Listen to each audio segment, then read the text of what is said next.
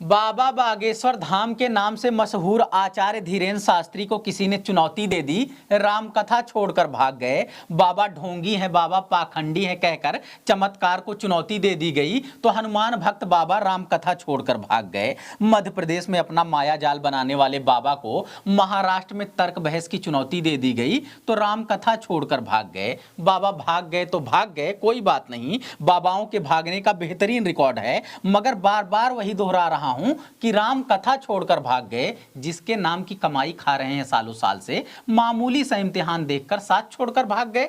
नागपुर में चलनी थी कथा 13 जनवरी तक, 11 जनवरी को ही क्यों भाग गए। और हिंदुओं के लिए यह गौरव का विषय है कि वर्तमान युग में, विज्ञान के जमाने में बागेश्वर हनुमान जी की ऐसी भी कृपा है जहां विज्ञान और बुद्धि दोनों नतमस्तक हैं।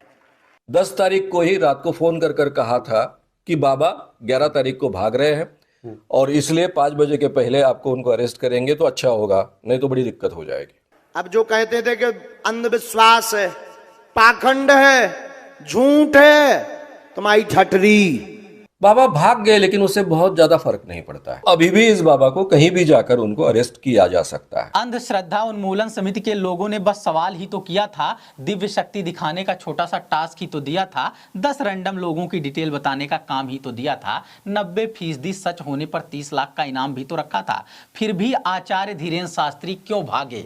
डिपॉजिट में देने के लिए उनके पास 3 लाख रुपए नहीं थे, या दूसरों के दुख मुसीबत जानने की दिव्य शक्ति नहीं थी, या मध्य प्रदेश वाली भक्ति नहीं थी, या सच का सामना करने की शक्ति नहीं थी? आखिर ऐसा कौन सा कठिन काम दे दिया गया था जिसके लिए बाबा को भाग जाना पड़ा, राम कथा को छोड़कर 2 दिन पहले चले जाना पड़ा? नमस्कार, मैं समर राज बोलता हिंदुस्तान में आपका स्वागत है।